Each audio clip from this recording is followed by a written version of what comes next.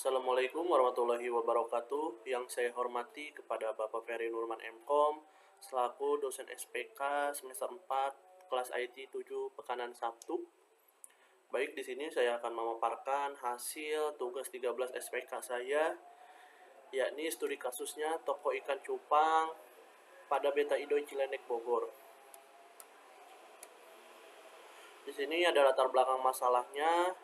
Untuk gambaran usahanya, Beta Idoy Cilenek adalah usaha mikro penjualan ikan cupang di Bogor yang melayani penjualan langsung dan melalui marketplace digital, yakni Tokopedia dan Shopee. Dan untuk permasalahannya, yang pertama, ya ada stok tidak terkontrol, yakni sering terjadi overstock atau stock out ikan cupang. Dan yang kedua, ada pola beli belum diketahui, yakni tidak ada analisis produk yang sering dibeli bersama.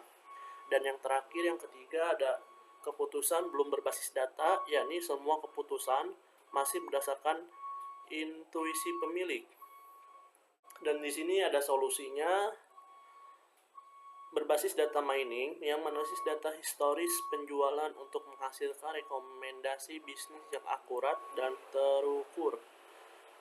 Dan di sini ada tercantum 9 jenis produk dan 1.849 transaksi per tahun, dan ada saluran penjualan. Dilanjut untuk tujuan dan ruang lingkup. Di sini ada segmentasi produk, yakni mengelompokkan ikan cupang berdasarkan volume penjualan. Dan yang kedua ada analisis bundling, yakni menemukan pola produk yang sering bersama. Dan yang ketiga ada prediksi penjualan, yakni memperkirakan omset bulanan berdasarkan tren data historis 2024. Dan yang terakhir ada rekomendasi stok, yakni memberikan saran pengadaan stok mingguan yang optimal. Di sini ada dataset dan proses data cleaning. Dan dilanjut ada atribut dataset. Di sini ada ID underscore transaksi, tanggal, produk, kategori, KTY, harga underscore satuan, diskon underscore PCT, total underscore bayar, saluran, dan bulan. Dan di sini ada metode data mining yang digunakan. Di sini tujuannya untuk mengelompokkan produk berdasarkan pola penjualan. Dilanjut ada variabel input, yakni volume penjualan, frekuensi transaksi, dan rata-rata harga. Di sini ada output clusternya. Yang merah fast moving, yaitu prioritas stok tinggi. Yang kuning adalah medium moving, dan yang hijau adalah slow moving. Di sini ada hasil analisis dan visualisasi data, yakni adalah dashboard analisis penjualan Beta Idoy Cilenek di tahun 2024. Dan di sini ada statistik kunci dan insight bisnis pada omset total 2024, yakni 30 juta.